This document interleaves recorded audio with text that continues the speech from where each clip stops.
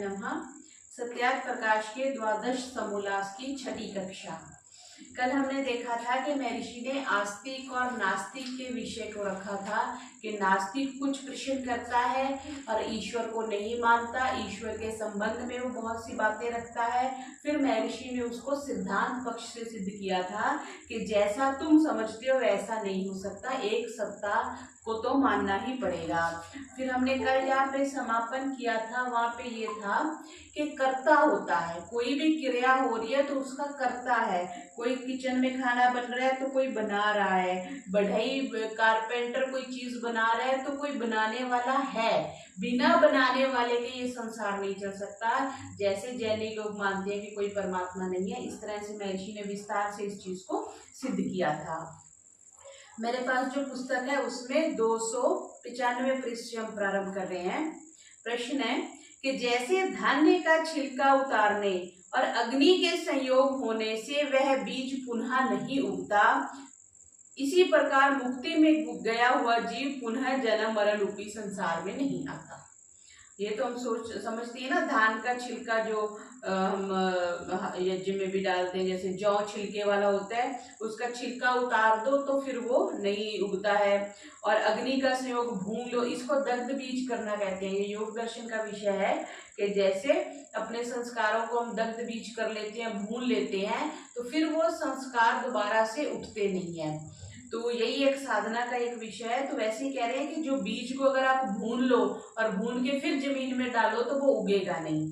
तो ये प्रश्न था। अब इसका उत्तर क्या दे रहे हैं कि जीव और कर्म का संबंध छिलके और बीज के समान नहीं है। जीव और कर्म का संबंध, किंतु इनका समवाय संबंध है। समवाय संबंध है जो हमेशा रहता है, उसको आप अलग नहीं कर सकते। जैसे लिक्विडिटी को पानी से अलग नहीं कर सकते, तरलता को आप दूध से अलग नहीं कर सकते, उसी का समवाय संबंध है। सफेद कपड़े से आप सफेदी अलग नहीं कर सकते।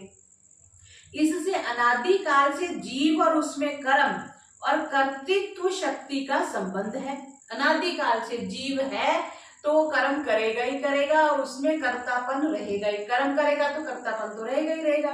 जो उसमें कर्म करने की शक्ति का भी अभाव मानोगे तो सब जीव क्या हो जाएंगे? पाषाणवत हो जाएंगे, सब पत्थर की तरह हो जाएंगे। अगर उसमें आपने कर्म करने की शक्ति का अभाव मान लिया, मतलब वो जीवात्मा जो है, जो मनुष्य है, वो कर्म नहीं करता।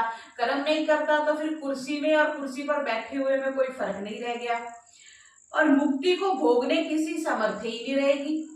जैसे अनादि काल का कर्म बंधन छूटकर जीव मुक्त होता है तो तुम्हारी नित्य मुक्ति से भी छूटकर बंधन में पड़ेगा। वो नित्य मुक्ति मानते हैं ना, जैनी लोग ये नहीं मानते कि मुक्ति के बाद वापिस आते हैं, पर वैदिक सिद्धांत ये कहते हैं कि मुक्ति में अनंत काल के सुख को भोग करके जीवात्मा वापिस आता है। क्योंकि जैसे कर्म रूपी मुक्ति के साधनों से छूटकर जीव का मुक्त होना मानते हो, वैसे ही नित्य मुक्ति से भी छूट के बंधन में आना पड़ेगा।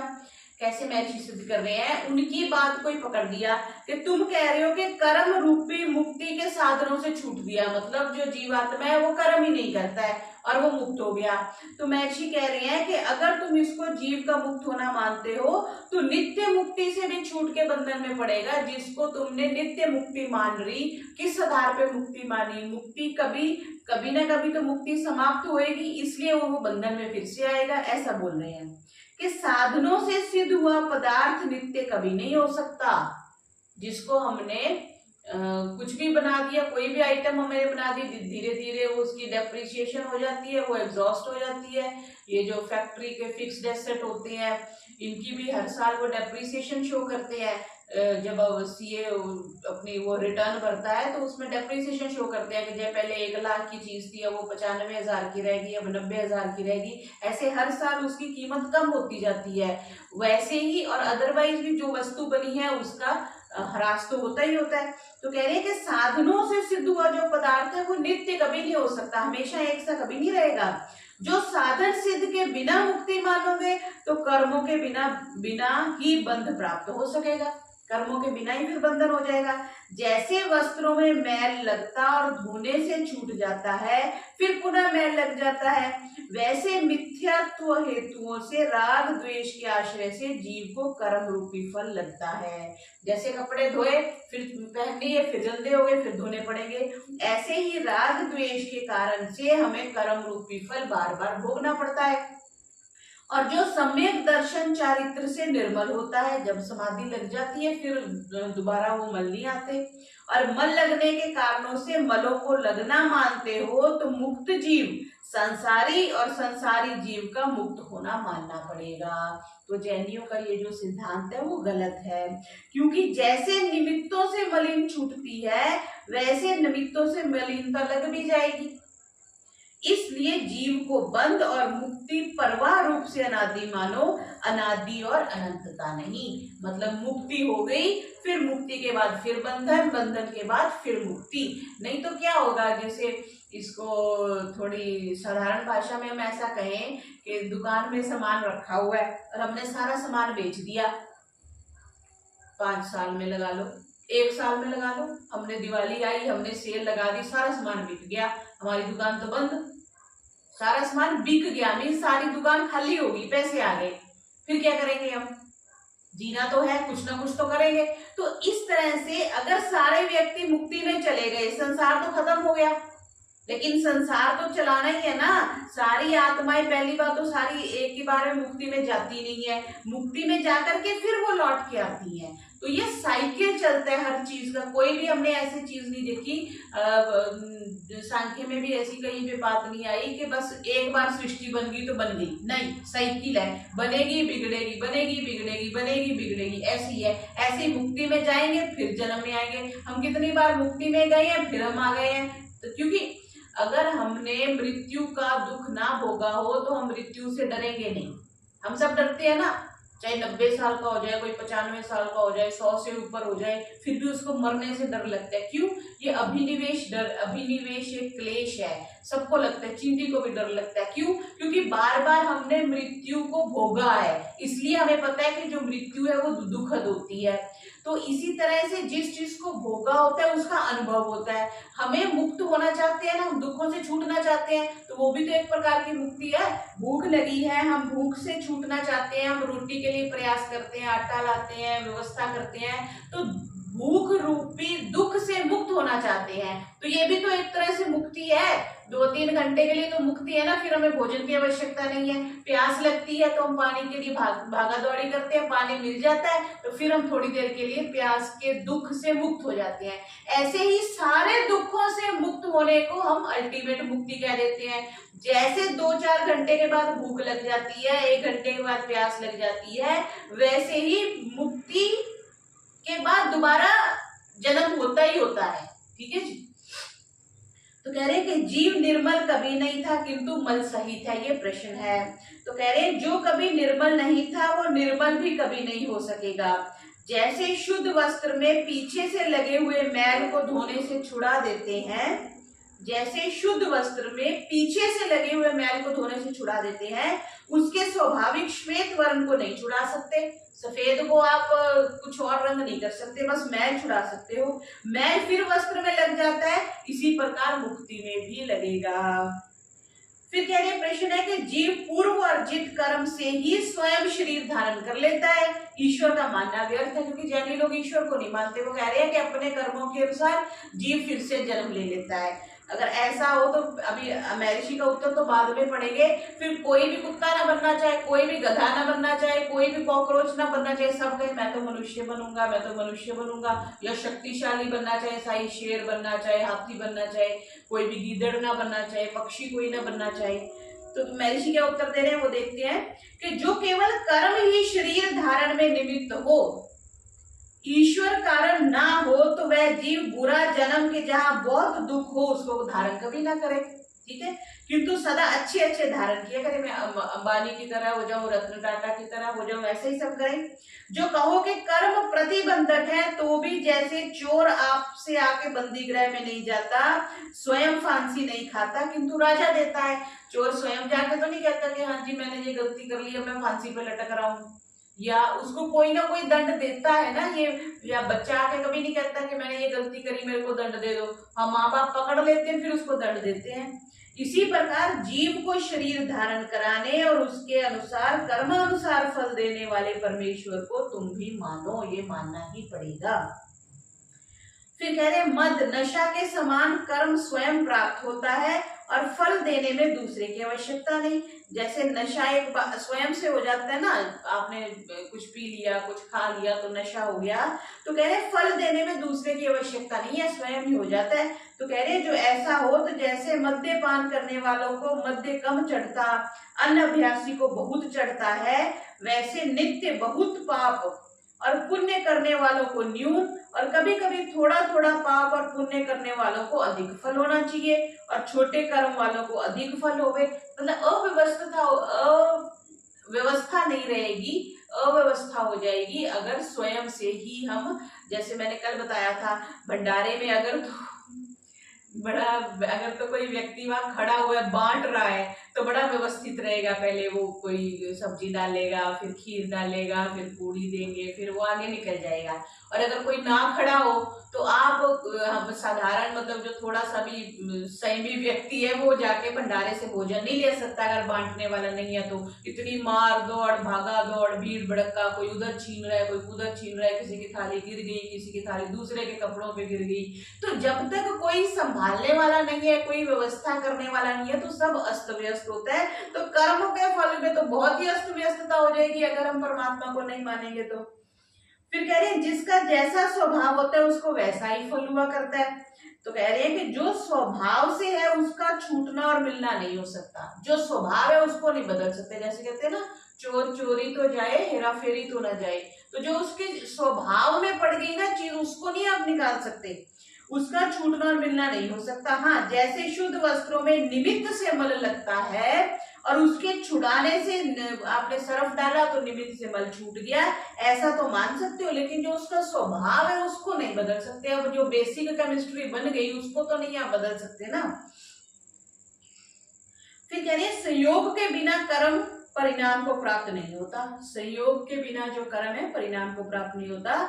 जैसे दूध और खटाई के संयोग के बिना दही नहीं होता, इसी प्रकार जीव और कर्म के योग से कर्म का परिणाम होता है। ये प्रश्न कर रहे हैं जैनी लोग बोलते हैं, इसका उत्तर दे रहे हैं कि जैसे दूध और खटाई को मिलाने वाला तीसरा होता है, माता जी दूध में खट्टा डालती है तभी तो दही जमता है। अपने आप फ्रिज में एक गड़वी में दूध रखा है एक गड़वी में दही रखा है, हम सुबह उठे तो दही बना पड़ा होगा? नहीं बना पड़ा होगा, कोई ना कोई तो करने वाला है। तो वैसे कह रहे हैं जैसे दूध और खटाई को मिलाने वाला तीसरा होता है, वैसे ही जीवों को कर्मों के फल के साथ मिलाने वाला तीसरा ईश्वर अवश्य होना चाहिए। और वो कौन मिला सकता है? जिसको पता है। अब कई बार क्या होता है लेडीज पुरुषों को बोल देती है कि जाके दही जमाओ, तो उनको पता ही नहीं होता वो कितना सारा दही, कोई ज्यादा ही बुद्धिमान होगा तो कितना सारा दही डाल देगा, वो तो ठीक से दही नहीं जमेगा।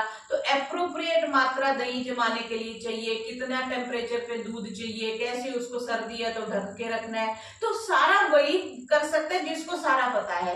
ऐसे ही कौन से कर्मों का फल कब देना है, किसके थ्रू भुगतवाना है, कितने काल में भुगतवाना है, कितने संचित कर्म है, कितने प्रारब्ध कर्म है, इतनी सारी जो जानकारी वही फल दे सकता है ना जिसको उसके सारे कर्मों का पता हो, सारे पिछले जन्मों का पता हो।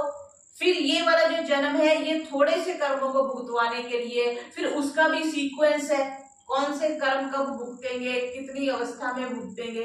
तो ये सब वही कर सकता है जो सर्वव्यापक हो और अंतर्यामी हो। महर्षि क्या कह रहे हैं?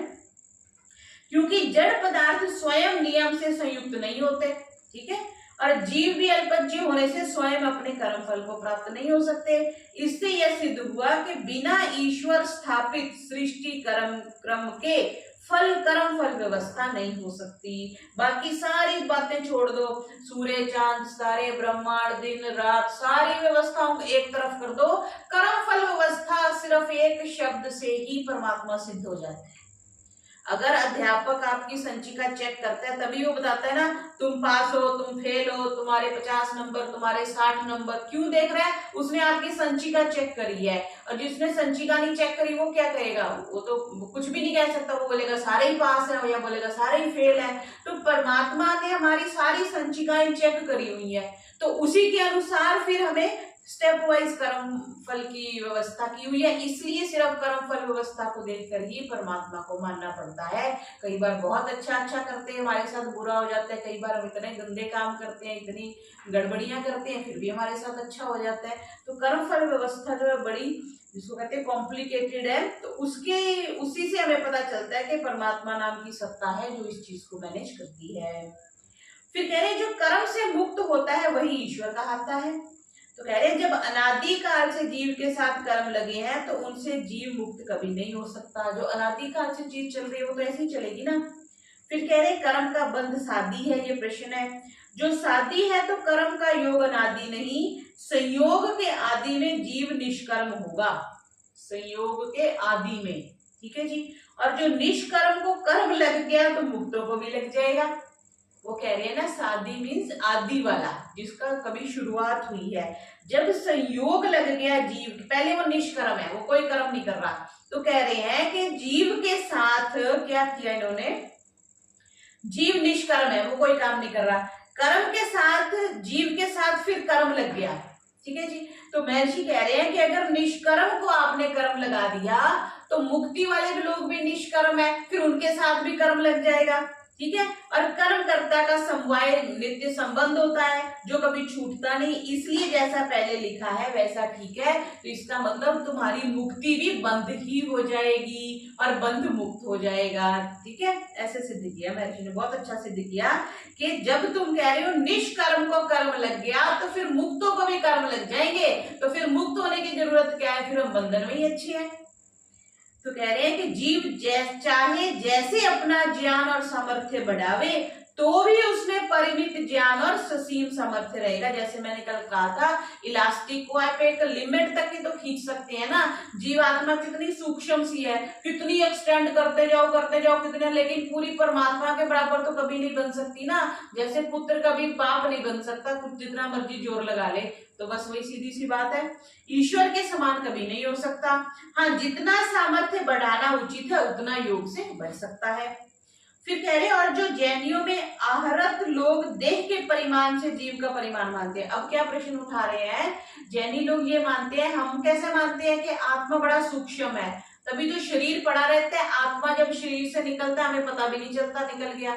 तो जैनी लोग क्या मानते हैं कि जितना बड़ा शरीर है उतना बड़ा ही आत्मा है। उस बात को उठा रहे हैं कि जीव का परिमाण मानते हैं। उनसे पूछना चाहिए कि जो ऐसा हो तो हाथी का जीव कीड़ी में, और देखो महर्षि ने शब्द कीड़ी लिखा है, कीड़ी जो शब्द है वो क्या उसको बोलते हैं? चींटी है ना।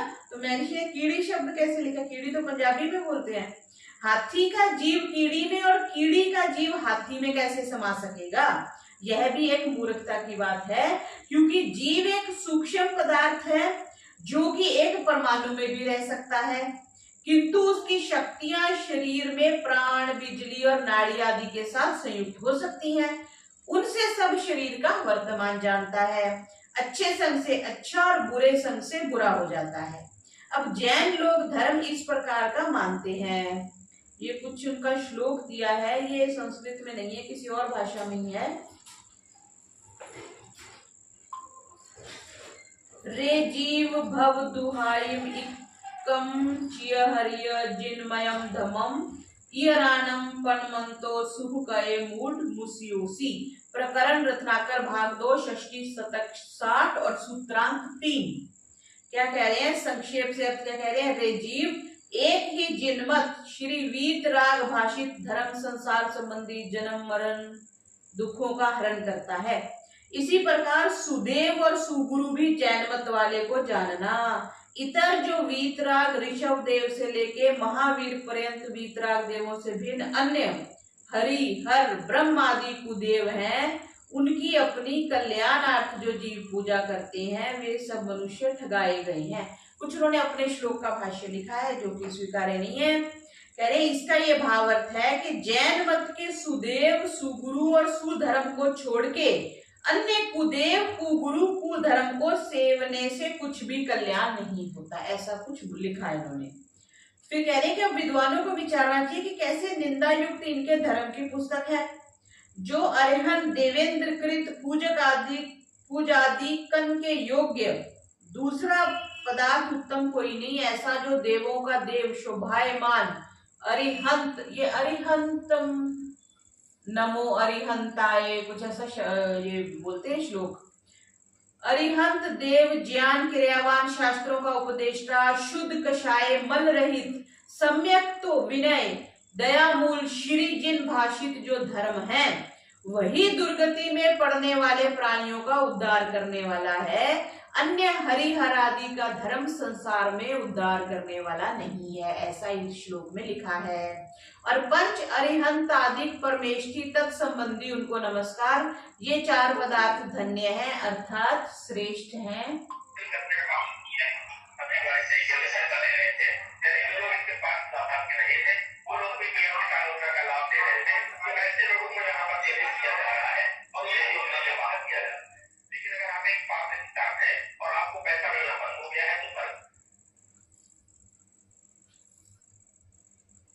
ये चार पदार्थ धन्य है अर्थात श्रेष्ठ हैं, अर्थात दया, क्षमा, सम्यक्त्व, ज्ञान, दर्शन और चारित्र, यह जैनों का धर्म है, ऐसा लिखा है।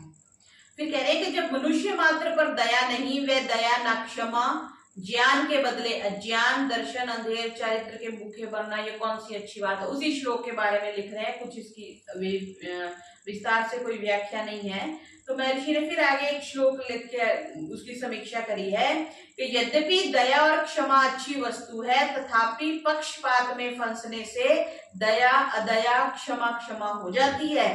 इसका प्रयोजन यह है कि किसी जीव को दुख ना देना, यह बात सर्वथा संभव नहीं हो सकती, क्योंकि दुष्टों को दंड देना भी दया में गणनीय है। ये बात हम पहले भी देख चुके हैं।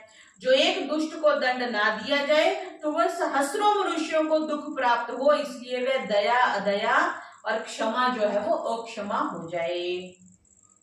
फिर कह रहे ये तो ठीक है कि सब प्राणियों के दुख नाश और सुख की प्राप्ति का उपाय करना दया कहती है, केवल जल छान के पीना, क्षुद्र जंतुओं को बचाना ही दया नहीं कहती।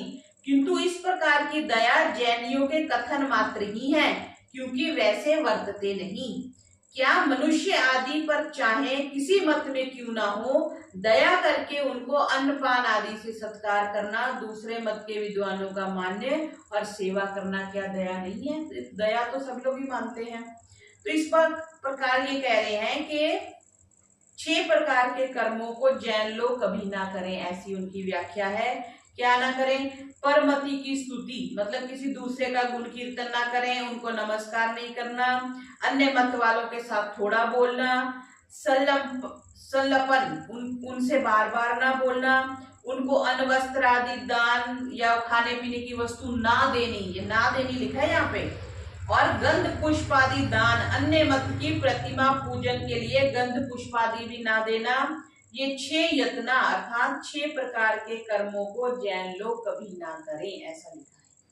इसकी अभी व्याख्या कर रहे हैं कि बुद्धिमानों को विचारना चाहिए कि इन जैनी लोगों की अन्य मत वाले मनुष्यों पर कितनी अदया, कुदृष्टि और द्वेष है। जब अन्य मतस्थ मनुष्यों पर इतनी अदया है तो फिर जैनियों को दयाहीन कहना संभव है, क्योंकि अपने घर वालों की ही सेवा करना विशेष धर्म नहीं कहा था। अपने घर वालों की तो करनी है, वो तो मजबूरी है, उसमें तो आप फंस गए। दूसरों की करोगे तो बात है। उनके मत के मनुष्य उनके घर के समान हैं, इसलिए उनकी सेवा करते, अन्य मतस्थों को नहीं। फिर उनको दयावान कौन बुद्धिमान कह सकता है। फिर विवेक पृष्ठ 108 पे लिखा है कि मथुरा के राजा के नमुची नामक दीवान को जैन मतियों ने अपना विरोधी समझकर मार डाला और अलोयना करके शुद्ध हो गए। ये अलोयना पता नहीं क्या चीज है इनकी। क्या यह भी दया और क्षमा का नाशक कर्म नहीं है? जब अन्य मत वालों पर प्राण लेने पर्यंत वैर बुद्धि रखते हैं तो इनको दयालु के स्थान पर हिंसा कहना ही सार्थक है। ये देखो पृष्ठ 108 पर इन्होंने लिखा कि इन्होंने किसी राजा को मार दिया।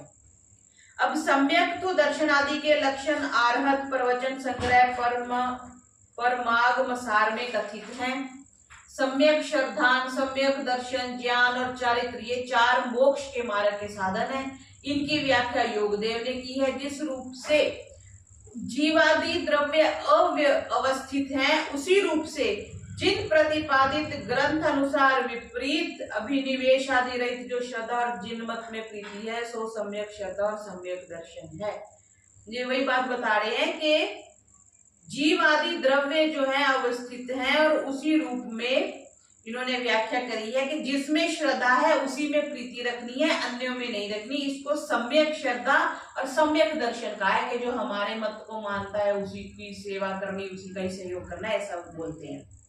फिर कह रहे जिन उक्त तत्वों में सम्यक श्रद्धा करनी चाहिए, अन्यत्र कहीं नहीं करनी चाहिए, ये बात भी उनके वहां लिखी है। जिस प्रकार के जीवादि तत्व हैं उनका संक्षेप और विस्तार से जो बोध होता है उसी को सम्यक ज्ञान या बुद्धिमान कहते हैं। फिर सब प्रकार से निंदनीय अन्य मत संबंध का त्याग चारित्र कहलाता है। ठीक है जी, ये उनकी बात रख रहे हैं, ये सिद्धांत पक्ष नहीं है, ये नेगेटिव बात हो रही है कि एक अहिंसा, किसी प्राणी मात्र को मारना नहीं, दूसरा प्रियवाणी बोलना, तीसरा चोरी न करना, चौथा उपस्थ इंद्रिय का संयम और पांचवा अपरिग्रह। ये तो 5 यम जिनको कहते हैं उसकी बात करी। इनमें बहुत सी अच्छी बातें हैं, अर्थात हिंसा, चोरी, निंदनीय कर्मों की त्याग अच्छी बात है। लेकिन ये जो कह दिया ना, अन्य हरिहरादि का धर्म संसार में उद्धार करने वाला नहीं है, मतलब हमारा धर्म ही सबसे अच्छा है, दूसरों की कोई बात नहीं माननी, यह छोटी निंदा है। जिनके ग्रंथ देखने से ही पूर्ण विद्या और धार्मिकता पाई जाती है उनको बुरा कहना। देखो यहाँ पे महर्षि उस चीज को प्रतिपादित कर रहे हैं कि जिनके ग्रंथ देखने से ही पूर्ण विद्या और धार्मिकता पाई जाती है उसको बुरा कहना, और अपने महाअसंभव जैसे पूर्व लिखाए हैं उन तीर्थगणों की स्तुति करना, ये केवल हठ की बातें हैं। भला जो जैनी कुछ चारित्र ना कर सके, ना पढ़ सके, ना दान देने का सामर्थ्य हो, तो भी जैन मत सच्चा है, क्या इतने कहने से वो उत्तम हो जाएगा? नहीं होगा। अन्य मत वाले श्रेष्ठ भी अश्रेष्ठ हो जाएं, ऐसा कथन करने वाले मनुष्यों को भ्रांत और बाल बुद्धि ना कहा जाए तो क्या कहें। तो देखो इतने विस्तार से हमने कभी जैन धर्म के बारे में देखा नहीं। जब मैं मलेशिया में थी ना, तो वहां पे एक लक्ष्मी नारायण टेम्पल था, तो वहां ज्यादा तो गुजराती लोग आते थे हर संडे को, तो वहाँ जैनी लोग भी आते थे। तो जैनी लोग आते थे, अब वहां पे तो इसका मतलब वो जैन तो पूजा करते थे, वहां लक्ष्मी नारायण जी की भी मूर्ति थी, श्री राम जी की भी, सारे जो देवी देवताओं की मूर्ति थी। और फिर वो ना, लेकिन जब आरती होती थी उसके बाद वो नमो अहिरंताय, वो जो उनका श्लोक है वो सब लोग गाते थे। तो वहां पर तो वो लोग आते थे। इसमें यह विदित होता है कि इनके आचार्य स्वार्थी थे, पूर्ण विद्वान नहीं, क्योंकि जो सबकी निंदा ना करते तो ऐसी झूठी बातों में कोई ना फंसता और ना उनका प्रयोजन सिद्ध होता। देखो यह तो सिद्ध होता है कि जैनियों का मत डुबोने वाला और वेद मत सबका उद्धार करने आ रहा है। हरिहर आदि देव, सुदेव और इनके ऋषभ देव आदि सब कुदेव, दूसरे लोग क्या कहें तो क्या वैसे ही इनको बुरा ना लगेगा। और भी इनके आचार्य और मानने वालों की भूल देख लो। फिर इनका एक और श्लोक देख के कह रहे हैं कुछ कि सम्यक तो धर्म ग्रहण करना बड़ा कठिन है, इसलिए जिस प्रकार जिन आज्ञा का भंग ना हो वैसा करना चाहिए। तो इसके लिए महर्षि क्या कह रहे हैं, जो अपने मुख से अपनी प्रशंसा करते, अपने धर्म को बड़ा कहते और दूसरे की निंदा करते हैं, वे मूर्खता की बात है। क्योंकि प्रशंसा उसी की ठीक है कि जिसकी दूसरे विद्वान करें।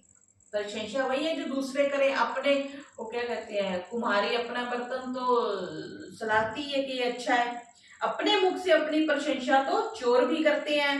तो क्या वे प्रशंसनीय हो सकते हैं? इस प्रकार की इनकी बातें हैं। तो ये जैनियों की बात लिख रहे हैं, इनके काफी इन्होंने श्लोक उठाए हैं और कह रहे हैं कि देखियो जैनियों के समान कठोर, भ्रांत, द्वेषी, निंदक, भूले हुए दूसरे मत वाले कभी ना होंगे। इन्होंने मन से विचारा, जो हम अन्य की निंदा और अपनी प्रशंसा ना करेंगे तो हमारी सेवा और प्रतिष्ठा ना होगी।